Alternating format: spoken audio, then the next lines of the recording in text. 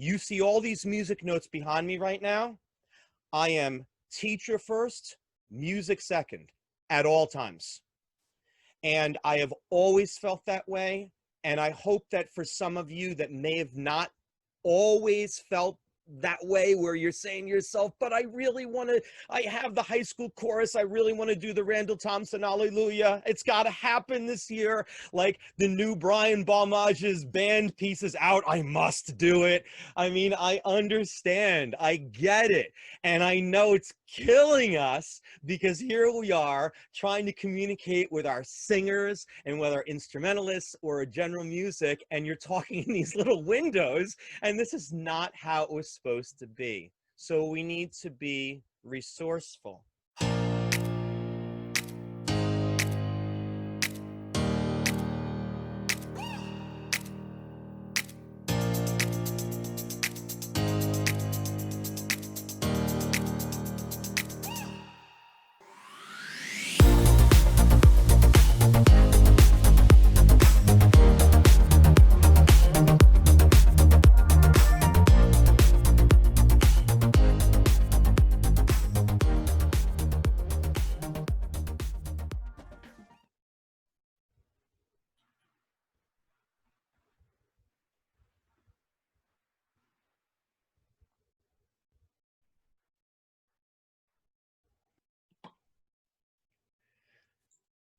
Okay, at this time, here's what I would like everyone to do. I would like you to just take a moment, and I want you to think about the time in your life that you decided to become a teacher. You may have been in elementary school, you may have been in high school, you may have started a career and then decided to do a 180. I want you to think about that moment in your life when you decided to become a teacher. Now that you have that, I want you to figure out why. What was the reason you decided to become a teacher?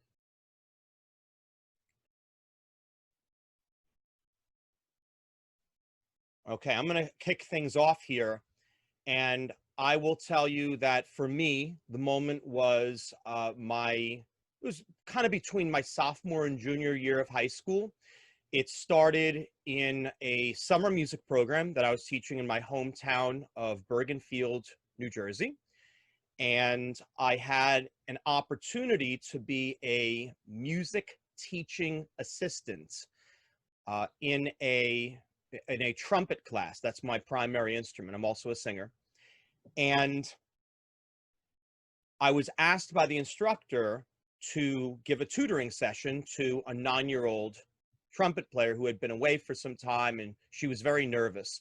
So I decided to help her out, and it was the most amazing feeling to be 16 years old and to have this incredible opportunity. But I also took it very, very seriously. I knew how important this moment was for her, and she didn't realize how important it was for me. And I'm happy to say that many years later, we're still in touch, which is pretty remarkable. She became a music teacher herself. But it was solidified in my junior year when I had the amazing opportunity to play the tune Pines of the Appian Way from Pines of Rome by Ottorino Respighi. And we did a band transcription of it really well. And I remember the rehearsals leading up to that were so intense. We'd never played a piece of music that difficult. And I remember hitting the last note. If you know the piece, that last chord is so huge, it's so powerful, it's so glorious. And we hit that note and the place erupted. And I saying this story right now, I don't know if you've ever had this. I have the goosebumps going on right now. Like I have the goosebumps right now when I retell the story. And I said to myself, I remember going out with my friends like we always did after the concert. And I remember saying in the car to all my friends, I want to do this for the rest of my life. I remember saying that because all my friends were really into music like myself. So that's my story. That's how I got into teaching. And that's, you know, why I wanted to teach. So I'd love to hear from some of you, all of you. If you want to share that, that would be great. And then we'll get things moving along. So I'm going to just go with someone that I do know, Haley. I'm going to go with you. So I know Haley. So Haley, go ahead. Sure. Just hi, my name is Haley. I'm a fourth year teacher, or just finished my fourth year. But my inspiration to teach first came to teach, and then music came a little bit later. I was 14 and had the opportunity to teach a camp in the country of Jamaica. And I was given a class of about 60 or 70 8 or 9 year olds. And I got to co-teach that over the summer for an entire summer. And I had done that for about 8 years solid, up and through all the way through college. But that was just a true inspiration to me to work with children, not necessarily in my own homeland, but just learning about a different culture at the same time. Music came to me a little bit later. I had been involved in music for many, many, many years. I started taking piano in kindergarten, but then somewhere around sophomore, junior year, I started to really concentrate, my focus. I had one conductor um, in particular. I'm a clarinet concentration, but my inspiration was actually a vocal director, and just rehearsals with her. She really inspired me because I found my home through music. So. Thank you. That's great. Anyone else? Peter, I have to do Peter. I'm so happy that Peter's here, and I have to just say, and I mean this. This is amazing for us to be here. Peter and I taught for the first 2 decades of my career together, and I'm so excited that he's here tonight. So I cannot wait to hear your answer to this question. So. Well, Tim, thanks for letting me be aware of this, and I'm really happy to be here and very proud of you for all the work you've done so far. It's amazing. Thank you. So I really first became aware that it wasn't a question of did I want to teach. It's like, does a maple leaf want to be a maple leaf? It just comes out and it's a maple leaf. So I became aware of the fact that I was a teacher, actually, believe it or not, in Boy Scouts. Because in Boy Scouts, we had in our troop, which was very active, we had the flag ceremonies, and we had yada yada went on, and then we had a period of instruction. And only if you were an instructor could you then give instruction. So I eventually became an instructor, and we in our troop, after we were done with the instruction, which lasted about a half an hour, then everybody got to play games. Which if you're 11 or up to 14, yeah, that's what you look forward to. But what would happen is if you were the instructor for that night, the scoutmaster would take you aside while everybody else was having fun playing games, and he would give feedback about how your lesson went, whether it was teaching how to make a tourniquet or whatever it was, ropes or snake bites or whatever, first aid.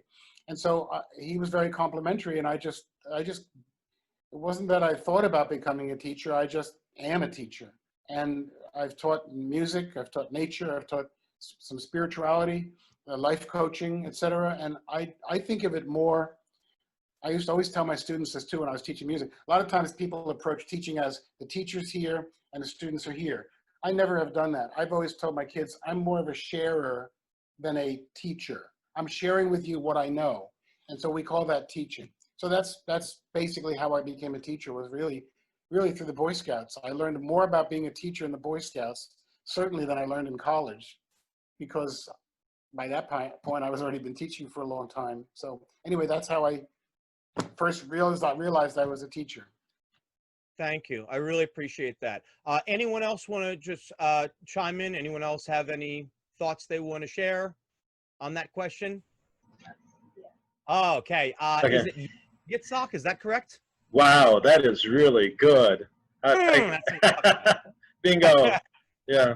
So yeah, a lot of people. I'm from Pittsburgh, Pennsylvania. I'm a music specialist for the district here, and basically it's a fancy term that I teach kids how to play the instruments from the early grades.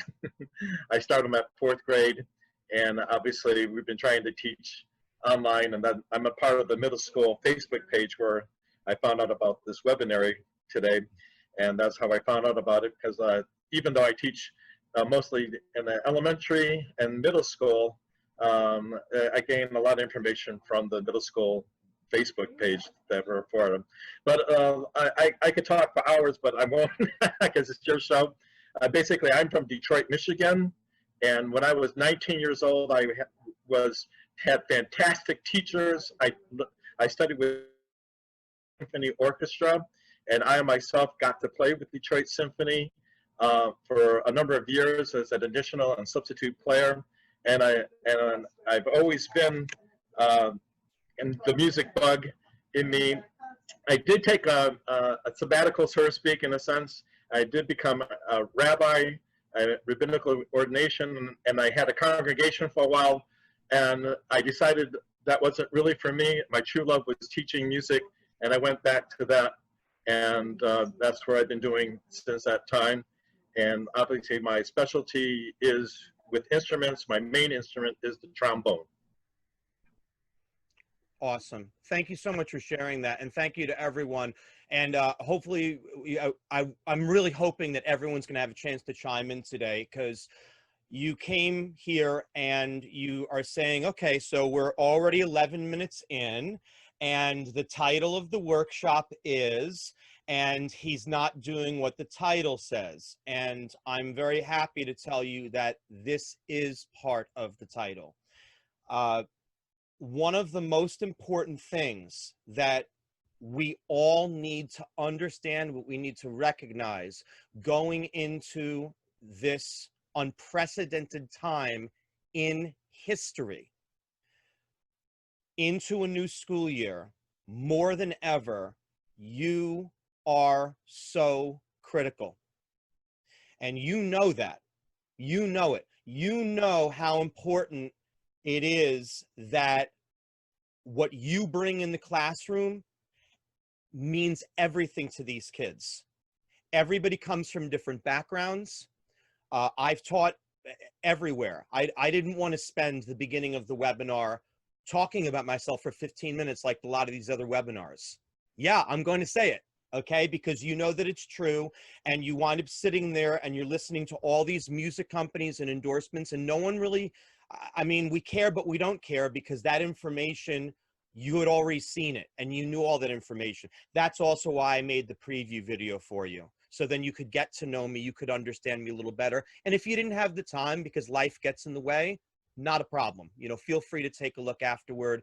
And please don't feel like you have to take any notes tonight, because you have my firm commitment that tomorrow, everything from tonight's session will be sent to you in an email. And on Friday, we will then have our next 4 webinars, and they're going to be clearly predicated on everything that occurred this evening. So I say this with utmost sincerity. Thank you for being here. Thank you for being part of this, and thank you for being part of change in the world. When you go back, whenever it's going to be, and I know that some of you here are understandably freaking out, because there's no plan in place in a lot of your schools and districts. We know about that. There are guidelines that you just received from your departments of education or from the governor, and or both.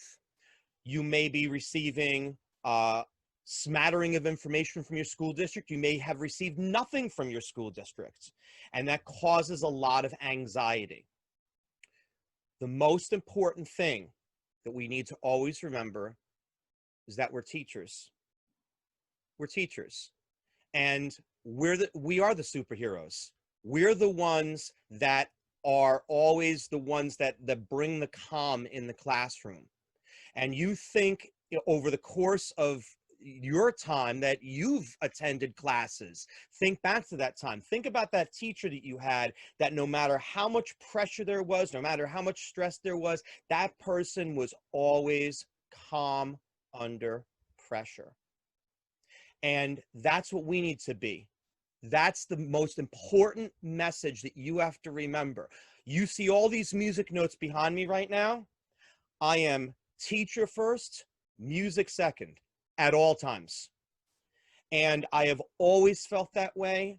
And I hope that for some of you that may have not always felt that way, where you're saying to yourself, but I really want to, I have the high school chorus, I really want to do the Randall Thompson Hallelujah, it's got to happen this year, like the new Brian Balmage's band piece is out, I must do it. I mean, I understand, I get it, and I know it's killing us, because here we are trying to communicate with our singers and with our instrumentalists or general music, and you're talking in these little windows, and this is not how it was supposed to be. So we need to be resourceful. You need to be a team player. You need to be someone who's part of the discussion in your district. If you have the opportunity where someone gives you the chance to be part of the committee, they want to hear your input, or maybe they don't want to hear your input. If you know someone who's on a committee, get in touch with that person now. It can't wait. This can't wait, because part of it is that we have to be grateful that we have jobs, but the other part of it is that we're always having to defend ourselves as arts educators. I look at someone like Ariane Ryan. She's not a music teacher. She's a theater teacher. I happen to know Ari.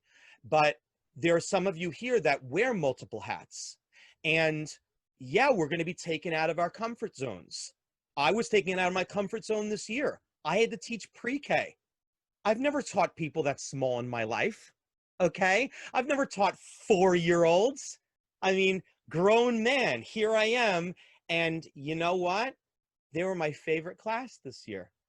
And 25 years of teaching, and I never taught preschool. And I'm going to knock this desk right now, because I didn't have one accident in class. And I'm going to give it, and I'm going to knock it. Yeah, you can applaud. That's okay. Yeah. I'm going to knock it even harder, because it's been 25 years and I still haven't had an accident in class. And I take a lot of pride in that. And I thought you were talking about the kids having an accident. Oh, I've had plenty of accidents. Listen, I produced a video, and I'll get to that in just a moment. But I produced a virtual arts festival video this year, and I'll explain that in a moment. But no, I attribute the fact that a lot of children have not had those accidents. I mean, we've had close calls because I presented an environment with my children where they're so comfortable in class. Now, they're going to have to get used to the fact that I am going to put tape up. And they know that they're not going to be able to go past that tape for safety reasons. And yes, you're going to need to have a mask on, and you're probably going to want to have a mask on, or you may or may not be required. I can give you a tip right now that I thought about when I was walking in Walmart the other day, and I was sweating profusely as I'm avoiding people who might be carrying this thing. Start wearing your masks at home. Get used to wearing them. Because if you're in a situation, you're going back to school, and they tell you that you're going to have to wear a mask in class all the time, you better start doing it now, because you can take the other route and you can complain about it and so on and so forth. But here's the thing. You're already going to have people in the district who take care of that. You're already going to have people, you know who they are in your buildings. You know who they are in the district. They complain about everything. Music teachers, that one thing, don't complain. Just, you know, I got this. Yeah, absolutely. I'm a team player. I'm here for you. That's, you want me to teach calculus? Great, no problem. I have no idea what I'm doing, but I'm going to do the very best that I can. So in talking about the video, though, and this is how I'm very passionate about this, because we're going to move in a moment to your questions. I produced a virtual arts festival video in my district. It was a very, very big project. And I had to do one for my own school. We did them. I was the coordinator for, I think it was 13 different schools in the district. There were a lot of videos. And I had to do one for my own school. So I'm going through all the videos, and I expected to get 20, 25, 30 videos for my kids. I got 130 videos. And when I'm saying kids, I'm talking about first graders sending me videos. The most adorable things. I mean, what's more priceless than a first grader telling me that Beethoven died when he was 57? Mr. R, he died, you know? And it was just like the coolest thing. And I wanted to put it in there. But I said, you know, all 130 of them need to be represented. And that's why I want you to be represented tonight. So I hope that when we have these questions that you're going to add to the list. If you guys can give just a big thank you to, for a moment, I'm going to say it at the end, but Joshua Harris, who's the co-host with me tonight. He's my right hand, my sidekick. I have a lot of amazing angels that are here with me this evening, but Joshua is, he has spent the last 3 days meticulously planning this entire thing. And I'm not going to lie if I told you that we weren't having issues right up until, but we started on time. So that's the key, right? That's the most important thing. Josh, would you be able to flip and show the questions to everyone? Let's see if we can go to screen share here. There we go. Fantabulous. Okay. So these are going to be, if we can probably scroll it up a little bit, Josh, that'd be great. Okay. So our topic suggestions that we're going to be looking at for the future webinars, and I want you to get involved. These came directly from you. I'll also tell you that I have not seen these in advance. I'm just going to be perfectly honest. I've been so busy getting everything that I'm going to answer these here for you right now. Okay, I'm going to give you just my candid feedback on all of these. And then I would like you to please, as I'm speaking, or if you would like to chat, that's fine too.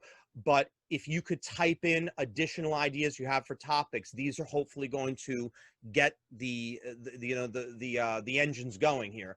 So presenting importance of fine arts community needs that are temporary and permanent to administration. You should hopefully know right now that there is an extremely important study coming out of Colorado State University. It is going to be released to the public on July 10th and July 22nd. The one on July 10th will be primarily related to instrumental music, instruments, and the one on July 22nd is going to be for singing and basically all the impact of what's involved with that. I really like to think of the singing piece as really more of the teaching piece because your air is coming out, obviously. Here's the problem. I'm going to be very direct with you. July 22nd is too late. I mean, I don't know how else to candy coat this. What I can say is that you should absolutely communicate this to your districts, to your schools. This critically important study that the entire arts community is waiting for is going to be coming out. But I have to tell you, knowing a lot of things from the administrative points of view and having taken classes on administration and educational law, I can tell you right now that your superintendents, your administration, they probably already have a lot of protocols in place for whatever is going to work for your particular district. I can only speak for New Jersey, but I do know that this has been consistent in a lot of different states where, quite frankly, a lot of governors have said, I hate to paraphrase it, but you're on your own. And you have to kind of figure things out, and they're going to make the guidelines minimal. Now, there is a plus to that because I've seen the forums. I'm very active on Facebook forums. And one of the reasons I'm active on Facebook forums is I find with Facebook forums that people are very, very passionate and they really express their thoughts. You don't see that on LinkedIn, okay? But Facebook, they will let you know, okay? I was in one particular group. not to be named, some of you might be part of that group, where the comments got really ugly this past weekend and very snarky. And why? Because we're all very, very smart people, and some of us are stressed and we're frustrated. But the cold, hard reality is that all the complaining in the world is not going to get us anywhere. So we need to start communicating important information to administrators. I know in the state of New Jersey, we have a document that came from Arts Ed New Jersey. You can certainly check that out. Yes, I will send that resource to you. Okay, so again, like I said, I'm going to send all this stuff to you after on. So, I know some of you are taking notes. I see it. That's great. But at the same time, I'm going to certainly wrap this up in a nice recap for you tomorrow in your email. NAFME released a huge document that you should definitely be aware of. Even if you're not a NAFME member, nafme.org, go onto that site. It's a resource. And I have to be very candid with you. The resources are out there. You just need to look a little bit. You just need to do a little bit of hunting. And if you don't know, go on to Facebook, network, ask people, can you give me some resources, some information that I can share with my administrations? I know some of you are saying, oh, great, this is this is finally the webinar I've been waiting for. He's going to give me all of this. I am going to give you some. I will. I'm not going to give it to you all tonight because I want to get to these other topics as well, because that alone, we can spend an entire July 6th talking about that as an example. Teaching online, getting beginners started on instruments, beginning band, engaging students online, choir, other middle school students, and encouraging students and monitoring their process. Okay, so let's attack each of these. And please, I don't ever try to act like I have all the answers here. I hope that I've already hit upon some things that you've thought, but please, if you have something that you want to jump in and say, I have no problem with you just jumping in. Tim, can I just add something? Please do that at any given time. So teaching online, getting beginners started on instruments, this is really tough. I mean, I don't know how else to say it. This is going to be really, really tough. What should you certainly be doing for starters? You should absolutely be getting videos ready where, and you should be doing this throughout the course of the summer. I think it's great that when you use, for instance, the United States, I believe it's the Army Band. It's either the Army Band or the Navy Band. You may have seen that recruitment video. It's a wonderful video. I got to be honest with you. I've used the video, and Jamie's giving me a thumbs up with this, but I have to be brutally honest with you. There are some of the demonstrations in there. I'm not a big fan of them. I'm just not. I just don't think that they're the best way of demonstrating the instrument. I think that demonstrating an instrument where you're using songs that are current, using songs from video games, I think that is absolutely the way. Use songs from TV theme shows, themes from TV shows. Use anything where they're going to say, "Oh, cool, The Simpsons," or whatever the show is. "Oh, cool, South Park." Okay, maybe not so much. Okay, so I think it's important though that if you're able to do instrument demonstrations, that you do them at home. You might be in a situation like I am. I was not able to grab every single instrument from my school. So that may or may not be a possibility, but perhaps start making some videos to get your students excited. Those videos do certainly exist out there. Engaging students online, choir, other middle school students. In terms of engaging students online, we've had to be very, very resourceful. And Melissa, I'm actually going to ask if you can chime in for a minute on this. Melissa Kay teaches middle school, actually in my district.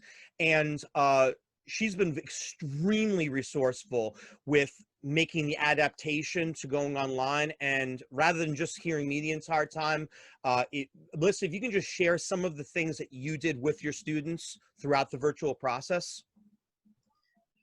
I started by giving them choices. like it or not, your middle schoolers, we're not the cute little 4-year-olds. We're not the great big high school kids. And if you treat them like the little kids, that's when those issues arise. So what I started doing with them is giving them a choice in what they're doing. So just vary my product. Everyone has the same assignment, but what's good for one kid's not good for another. A lot of our stuff, say my ensembles are not mandated. We're during lunch club and an after school club. We use that as a lot of social time because, believe it or not, the biggest thing your kids are missing now is not, okay, I'm missing the lesson, I'm missing learning this new thing. They're missing the social, very much the social. And many of them, well, we like to think they're getting it at home. Many of them are not getting it at home. They just want the chance to talk. The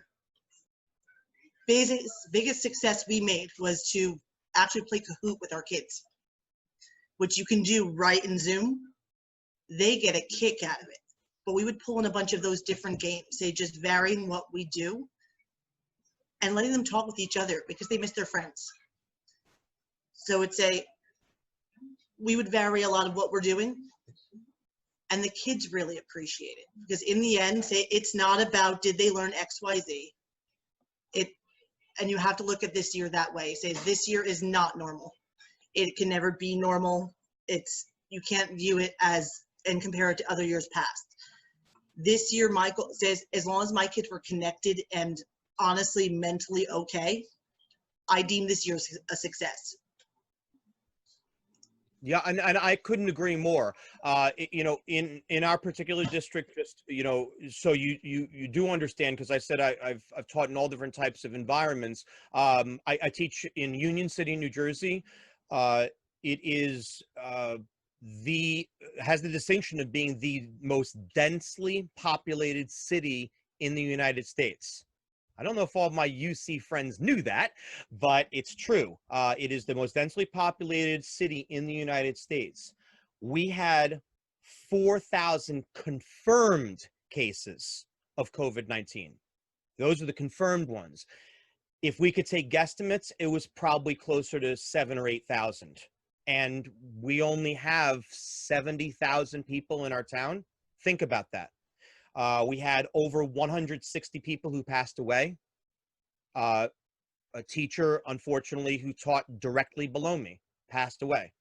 I mean, it's brutal, absolutely brutal. That was right at the very beginning of COVID. And I mean, you want a difficult time. How about me teaching a 5th grade general music class? And I'm certainly not going to make a public announcement that had occurred the day before. The kids found out in the middle of my class online with them. Think about, how do you prepare? But here's the thing. I was prepared.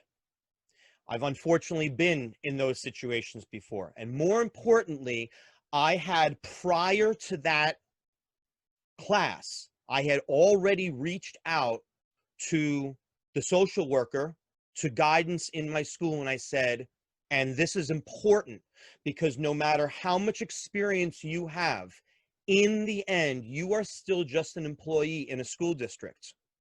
And if a school district has specific protocols and they have specific things, ways that you want to answer certain types of things, you never want to be in a situation where you're just using your own judgment when those resources were available to you. So I asked them bluntly, I said, how do you want me to handle this? And they said, thank you so much for reaching out to us. This is how we want you to handle it. And the correct way that they told me to handle it was, be honest. Do not beat around the bush with kids. Be very honest with them. You don't have to get into all the details. But what I did right away was I also said, think about how much this is impacting you. That means that this human being meant a lot to you. And embrace that and think about all the wonderful moments that you had. And that's what I've said to students in terms of coping with death or other types of situations like that. These resources are important. I can tell you, I don't know about your school districts, but in all of the districts where I've worked, mental health is critical, and therapy is going to be important, in my opinion, for everybody in the country. I think everybody's going to need some form of therapy. And for some of us, our therapeutic moments are going to be able to get back to being with our kids, hopefully face to face. And that'll be the most therapeutic thing of all, because we know darn well teaching was never ever meant to be like this is right now. If I would do anything, if I could, I would fly all of you in right now. I mean it. I would fly all of you in right now so we could all just be in person and have this, because that's how you get more out of it. Teaching is very physical in that way. It's not just seeing somebody through a monitor, because I have to be honest with you, we did a Zoom with the pre-K students and they loved it, but you could see a little bit of confusion too. You could see a little bit like, I want to see him, you know, and it's like, and it was tough. It was really, really tough. And it's like virtual hugs, you know, virtual hugs. And that was how we had to handle it. So that, I think that goes along with encouraging the students and just monitoring their progress. I think more than ever, I think that instead of just getting into perhaps your usual routine of let's get our instruments out, let's get this, I think you need to just simply take a few moments. Doesn't have to be a long time. Something that's going to be uplifting, maybe a nice motivational video, some type of positive thought for the day, just an open discussion. And you know what? Just simply saying hello, just simply being a nice smiley face. And now we have to do air high fives, but you know what I mean. That's the reason why I talked about that spot about teaching at the beginning, and why that teacher in your life was so important to you. In-person teaching, how to teach large band with social distancing. That's tough for me to answer right now because of we're waiting for those protocols to come out. I can certainly tell you, you're not going to have a hard time when it comes to drummers. We know that. Okay, so I hate to say it. I know for some of you that may not be the biggest fans of percussion, that's certainly one instrument that can be taught.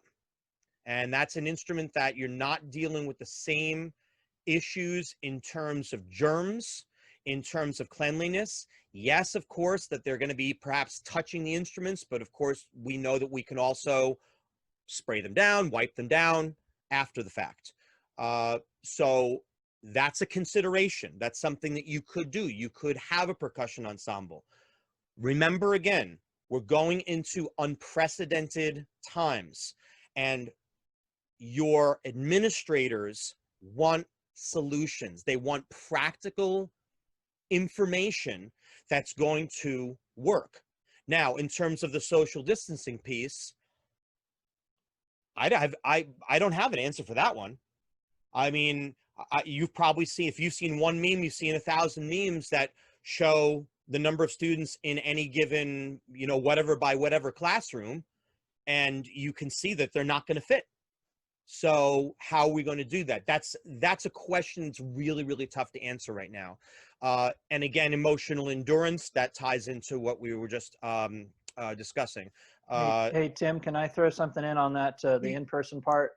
Please, Jamie, thank you. Yeah, I'm from Kansas, long ways away from most of you. My staff met a couple weeks ago and had a brainstorming session about moving forward and trying to get ahead of the game. Kansas isn't releasing their guidance until January or July 15th, as far as what the Department of Education wants us to do. But some of the things that my administration and I have talked about, because I'm the only band, I'm 512 for the whole district. And we've talked about either bigger spaces. So like my band room is right across the hallway from our secondary gym. So I may have to have, if weather's not nice, then we have rehearsal in our smaller gym, which then I can space out, or we have rehearsals outside as much as possible. So that's a couple of the things that we've talked about as far as in person for band wise, for social distance, kind of help with distancing. Excellent. That is really, really helpful. And I actually just put in the chat, and if you could help me out here, can you let me know, and you can just type it in, it's easy. What day is your school tentatively planning to return? Oh, for me?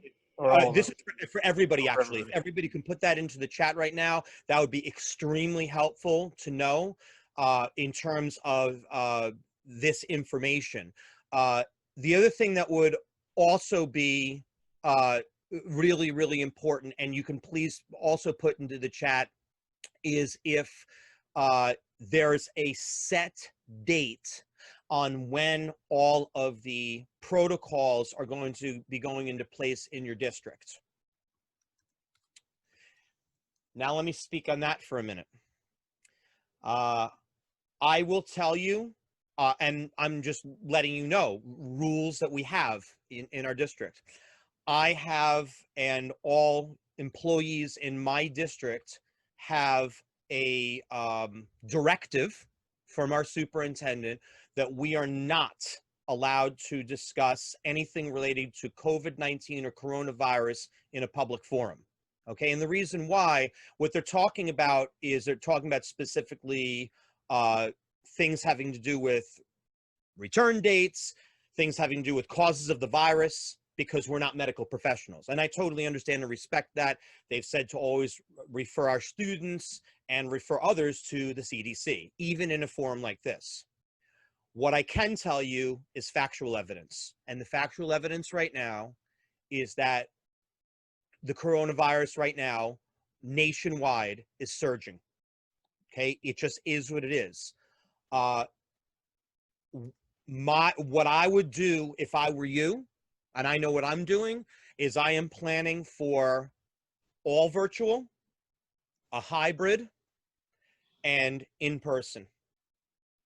And I know it's a lot of work, but if you didn't think about that before, then hopefully I'm the person maybe you'll thank later for giving you that suggestion, because it is so critically important that we are ready for any situation when we get back into school. I would not be the least bit surprised if the guidelines that your districts release to you with 4 weeks notice, that they change the following week, and then they change the week after that, and they change the week after that, because since what I call official freakout day, which was March 12th, since that day, everything's changed on a weekly, I can't say a daily basis, but on a weekly basis, if you really go back and look at everything, it's drastically changed. 1 minute we were told masks, 1 minute we were told no masks. So you're hearing all these different types of things and this conflicting information. So our leaders are in a very unenviable position right now, but that's why they're also paid the big bucks. Okay, for those positions, to make those decisions, and they're not, decisions for us to be making. How to keep updated with COVID protocols for band chorus, viewpoints on singing safety among different groups. I can tell you that NAFME released a document, and I see TCDA. I just want to touch upon that just for a moment, okay? I believe TCDA is Texas Choral Directors Association. Does that sound correct? Okay. So the TCDA, after the NAFME guidelines came out, the TCDA sent a rather stern response in return to NAFME, okay? You need to understand that there were parts of that response that were actually unwarranted, because NAFME did very clearly say in their documentation that they recommend no singing right now, pending the study. And that was in that document. And I think that there were a lot of people that went into alarmist mode and, oh my God, there's no singing. I'm never going to be able to sing, sing again. I'm never going to be able to have chorus again. I think that happened, and it was really unfair because people didn't read the document in its entirety. So just be very careful with that. And again, it's best to just, perhaps when you're going to send a document to your administrators, take the time. If you're going to send a 104-page document, which is what they released in New Jersey for the guidelines, just take some time and highlight them. Let your administrator know. Take a look at page 37. Take a look at page 63. Here are a few things that you want to keep in mind. Just point them in that direction. They're not going to have the time to go through that entire study that's released by Colorado State. Resources for virtual teaching, in-person choir classes, and general music classes, preferably free. That's fine. Free is always good. And again, I'm going to provide those later, and they will be free of charge. Hybrid classes. I think hybrid classes should honestly be a topic. I really do. I think that I'm going to make that one of the 4 topics as I'm thinking about this. I think that the hybrid is nice because we can hit upon different types of things in case we have to change gears. Unless you are in an area that just is simply not affected in any type of way, and I don't know if that's the case with anybody here, I think that we're all going to have some element of hybrid teaching. That's just my hunch, but I don't know. Please don't hold me to that. Okay, but I think there's going to be some element of hybrid teaching. Virtual projects, distance performances, how to do it. Is it worth it? Be still my heart. Our school district for the last 39 years, and I'm very proud to say this, and I did this, Peter and I, when we were in a previous district. I'm very happy to say that Peter, actually, I want you to take the floor for a minute because this was something where I honestly learned a lot from Peter. So let me see if Peter is, I know Peter's here. I'm There here. he is, yes. Yeah, there he is. Peter, could you just speak for a moment about the Arts Festival and how you did it in Mawa, where we previously taught together? If you could maybe speak about it, and then I'm going to tell you a little bit about the Arts Festival and how I ran it, and then how we did the entire conversion to a situation where it was just a virtual performance. Well, in the town of Mawa, we had the annual, I think it was every 2 years we did it, and we included every one of the arts. So it was visual art, it was theater, it was dance, it was instrumental, vocal music, etc.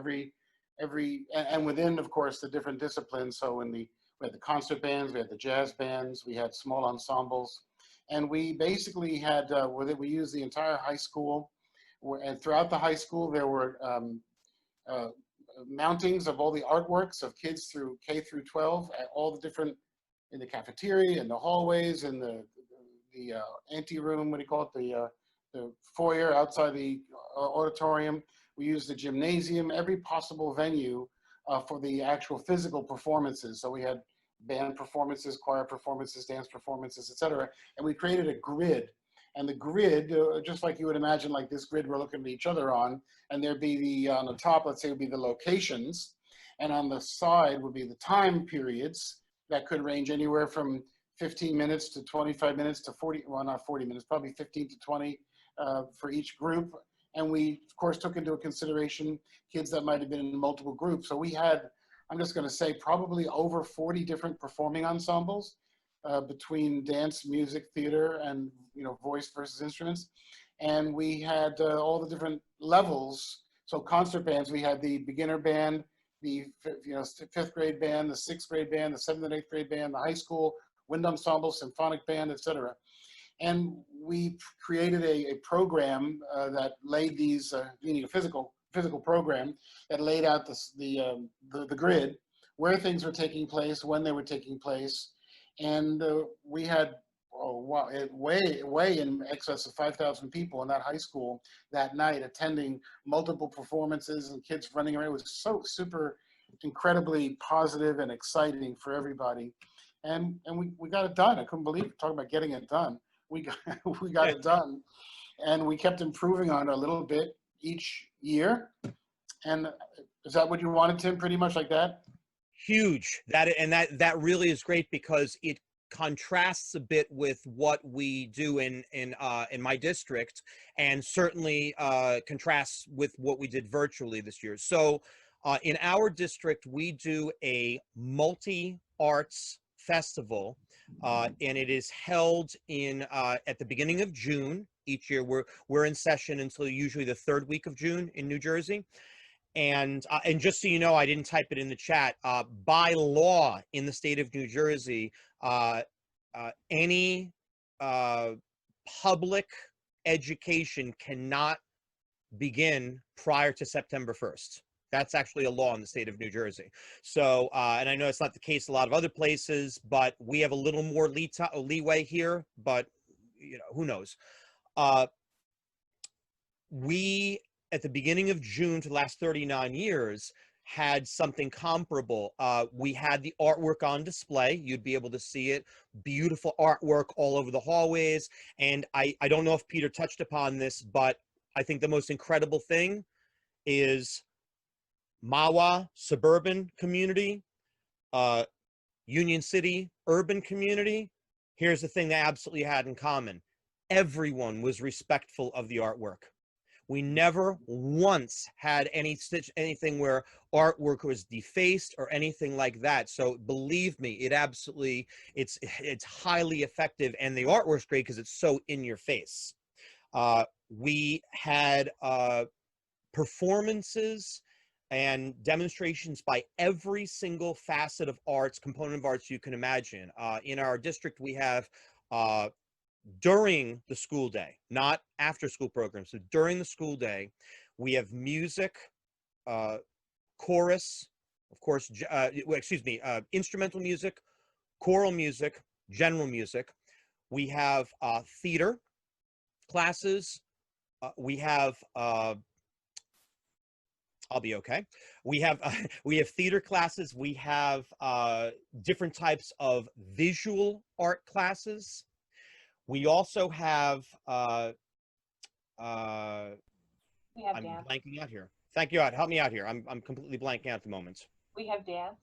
We have dance. Thank you. Yeah, and we don't just have one dance teacher. We have multiple dance teachers in our district, and everyone had an opportunity.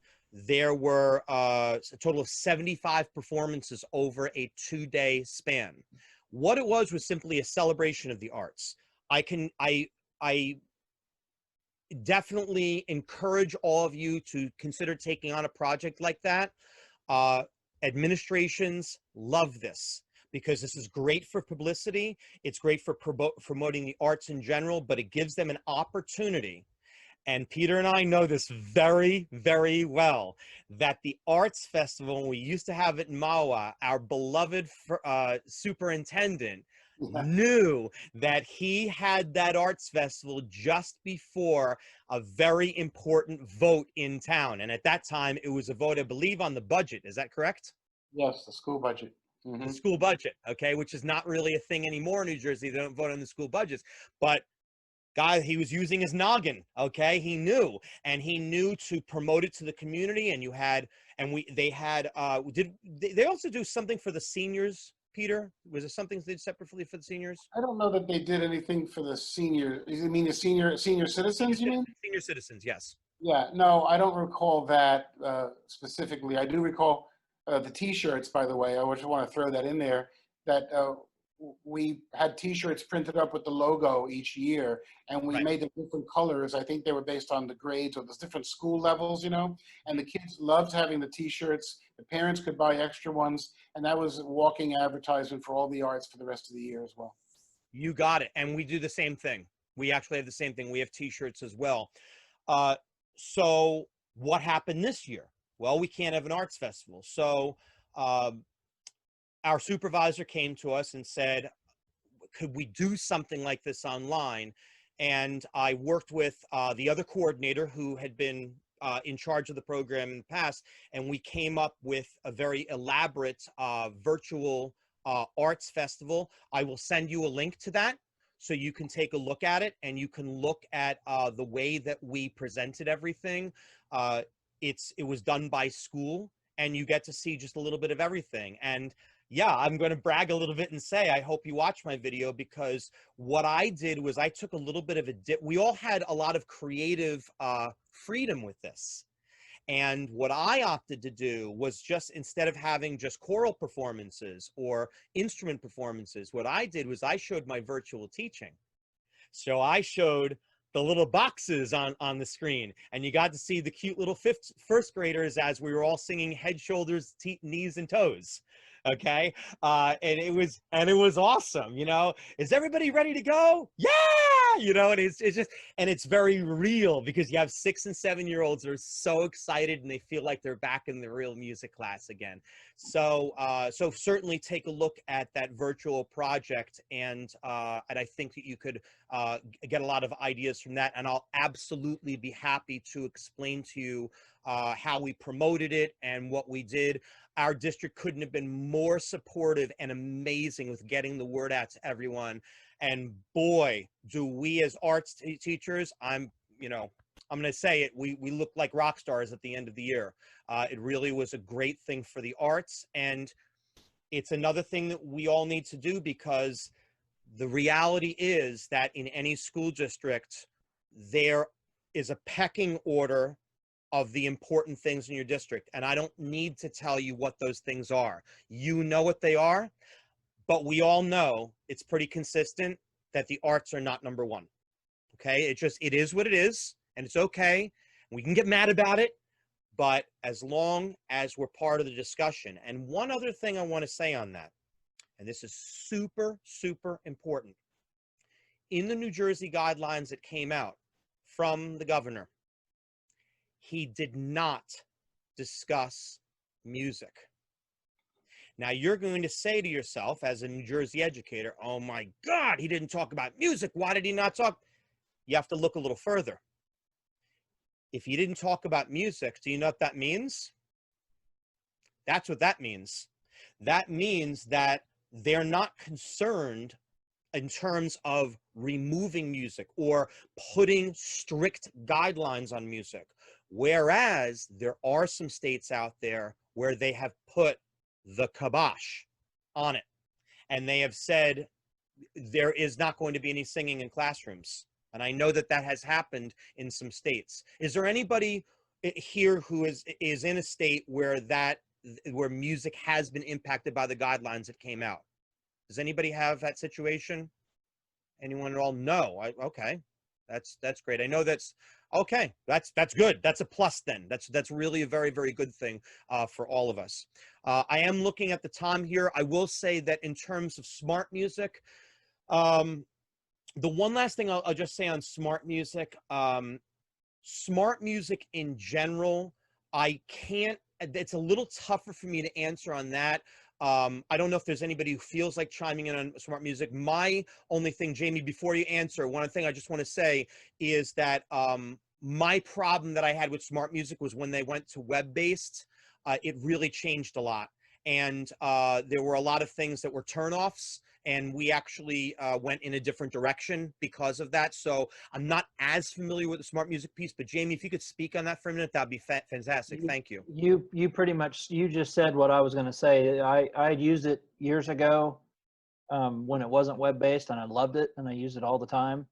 Mm-hmm. And then it switched over, and I'm kind of the same way. There's parts of it that I just don't care for, and it's hard. It's tough to work through, and it wasn't a part of our curriculum, but I got in on that free. They did the free subscriptions for this during this spring semester, and so I got subscriptions for all of my band kids for my whole district. But trying to get them to log in, and then okay, here's how you search for a song, and me trying to make assignments, having not ever done it before, it was just it was a challenging situation. I would like to try music first. Has anybody done those? Anybody done music first? Anybody done music first here? Any music first people? Music first? I'd like to maybe look into that a little bit for this upcoming year for myself. I believe they offer a free trial. Oh yeah, okay. They did when they initially came out. Right. And by the way, please, I hope that you're looking in this chat, because I'm seeing Holly and Alicia and Shelly. I see that a lot of them are chiming in with all different types of wonderful things. A few things that I just want to hit upon before we wrap up. This is a big one, very big. So I want to be careful with how I say this. Virtual ensembles. You know as well as I do, they take forever. They're not true music making. I don't care what anyone says. It's not true music, because it's canned. It's everything is so pre-everything. And you know what? Last I checked, the average kid doesn't have a set of symphony sitting in their home. So that's going to be an issue with probably having to put in your percussion and all that other stuff. Joshua and I want you to know we are working right now on a YouTube video where we are going to point blank, show you everything that's wrong with this, and how much time this takes, and how much time this takes for someone like Joshua, who is a techie guru. So then you have a video, and then you can present it to said whomever who says, oh, well, we would like you to play the graduation music. Well, okay, we did this because we were in the, Haley's laughing because I know what Haley had to go through to do her graduation music. How many hours was it, Haley, roughly? Oh, I can't even put a number on it. Can't even put a number on it, okay? Absolutely brutal. And you know, we did it because we did it for our kids. But you know what? It can't become the norm. We can't have a situation where there's this expectation where you're going to be presenting these huge concerts. They don't know how much time it takes. People who are musicians don't even know how much time it takes if you've never done it before. So what we're going to do, Joshua and I are going to put together a video very, very soon. It's going to be released soon. So you have it as part of your advocacy efforts with your districts, and you can say, watch this. And no, we're not going to make it an hour long. We're going to speed it up and everything. So it's a quick video so they can see flat out, you know, as you know, if you ever seen that little thing that says, you know, 6 hours later, you know, like that type of stuff. We're going to put that into the video because we want you to have the tools that you need. So that's important. It's very, very important that they understand that it cannot become part of the norm. Not that you won't do it at all. I think it is important, and I think there was a power with doing the videos the way that we did them. And if you are not familiar with Flipgrid, I will endorse them myself, and I'm not a paid spokesperson. I have no affiliation to any companies, but if you don't know anything about Flipgrid and your district does not use it, you need to understand the power of Flipgrid. It's amazing. All I can tell you is that my first graders use it, and they use it to perfection. They are great with Flipgrid. So if a first grader can do it, we all can do it. And it's a super powerful tool. And the best way that you can sell Flipgrid is for your Google Classroom districts out there, the ones that are all rah-rah with Google, where you can't do the video. Here's your selling point to them. What about modifications? Last time I checked, when I write my lesson plans, I have to put differentiation in my lesson plans. Well, what's the best differentiation of all? You cannot have the child in front of you, so why not have the child, just like he or she would do in a classroom, give you the answer in a video? Okay, what about your children who may have difficulties writing, may have difficulties typing? So yes, and just like Jamie even said in the chat, I loved it. And I had, how much time did I have? I had a 20-minute tutorial before we went into quarantine. 20-minute tutorial, and we all did. A lot of us did it, at least in Union City, and we loved it. So and that was the main way that I got the videos for the virtual festival as well. I would like to wrap things up this evening. Does anybody have any closing thoughts before we wrap things up? Anything that anyone would like to share before we wrap things up for this evening? Anything? Nothing. I would like to offer one thing, and that would be, can you hear me? Absolutely, Peter. Yes. Yeah. So I think one of the superpowers that we have as teachers is to turn adversity into advantage. So what may look like, you know, if you look, there's two ways to look at the glass, you know, half full, half empty, or you can just drink it, you know. And here we have, we're faced with this daunting possibility. What's going to happen? Well, rather than focusing on the negative aspects only and overcoming them, which is obviously something that everybody's got to do, why not look at other possibilities that may arise from the challenges that are presenting themselves to us, and how can we even make a better education for kids? And just one little tiny thing I'll mention, I just happened to type it in before, and just a little thing. One of my, I taught mostly band my career, but I also did 10 years worth of chorus teaching at the middle school level.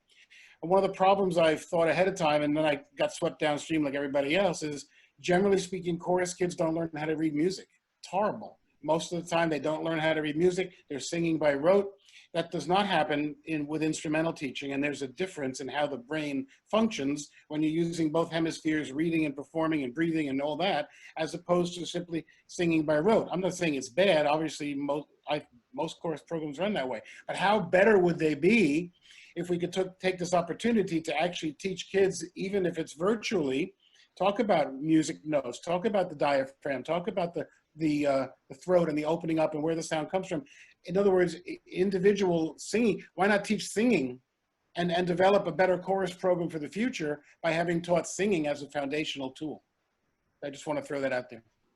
And thank you. You know, actually, that was a very big point that I actually wanted to say tonight, and I completely, you know, with everything else just off the top of my head, that's a really, really valid point. And what I hope is that for the last hour, you didn't feel like this was negative.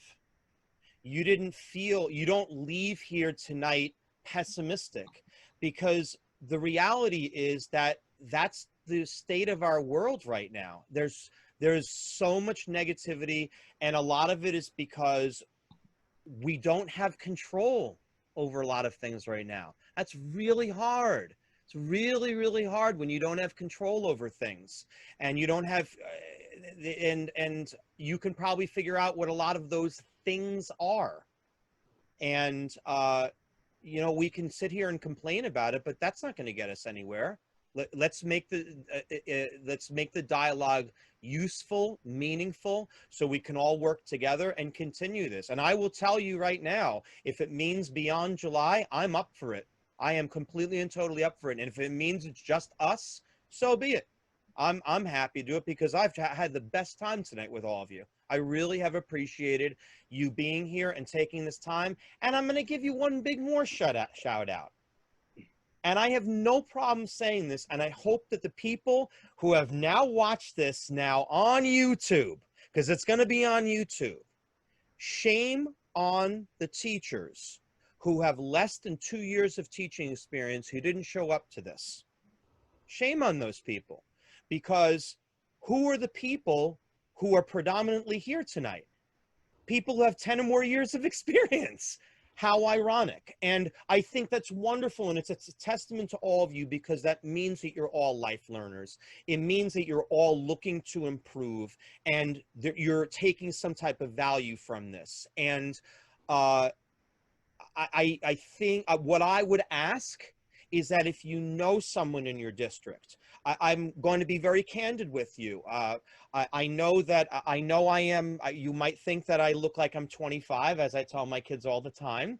But, you know, I've been around the block for a little while here. And, but, you know, I take teachers like Haley and like Joshua, who are two outstanding teachers in their own right, but they're outstanding because they spend 24/7 learning and evolving and coming to things like this.